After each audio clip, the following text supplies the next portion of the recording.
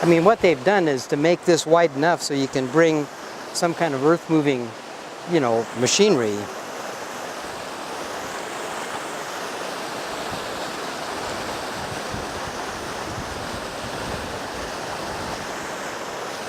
Huh. And these cliffs are probably about 150 feet tall. So what happens if the ditch is too full? If it gets, well, they have these places that are called desaguas, which is a release.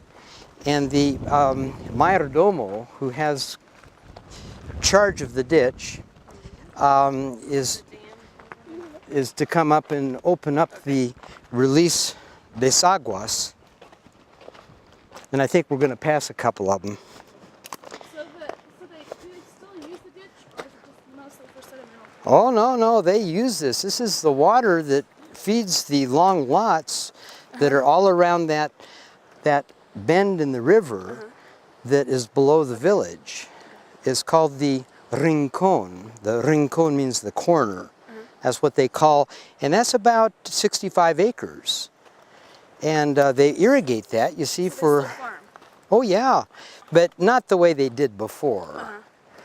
I mean, before they had lots of corn and beans and crops that one would eat. Now it's basically grasses that they have for cattle. Maybe alfalfa. No, this is an operating ditch, and the most important single group in the village is the ditch committee, you know, the irrigation. When they meet, I mean, that's the most important single entity, you know, kind of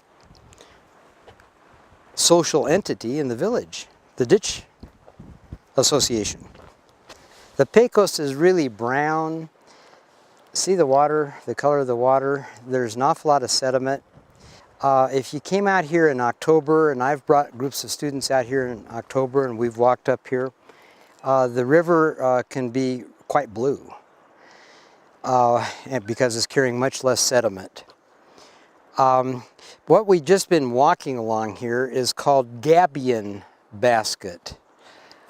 These are baskets that are pre-manufactured. They put rock in them and then they bring them out, and they, you know, kind of load them up against the bank to keep erosion from happening.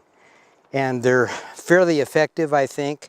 So we've just come along a whole long row of gabion basket. And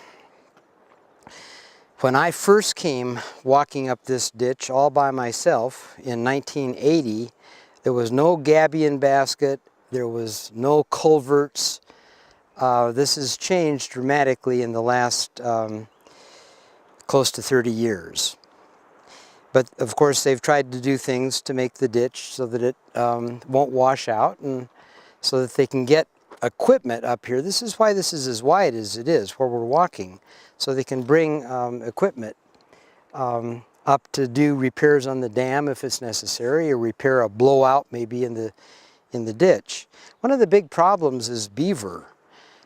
Beaver work pretty fast, and they can be here in the ditch, and they can build a dam, you know, within a couple days, I'm sure.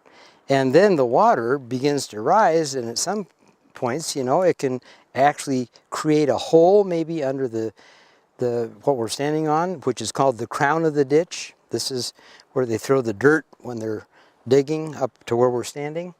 And so they've had some, you know, some washouts, and well, gabion basket protects against that.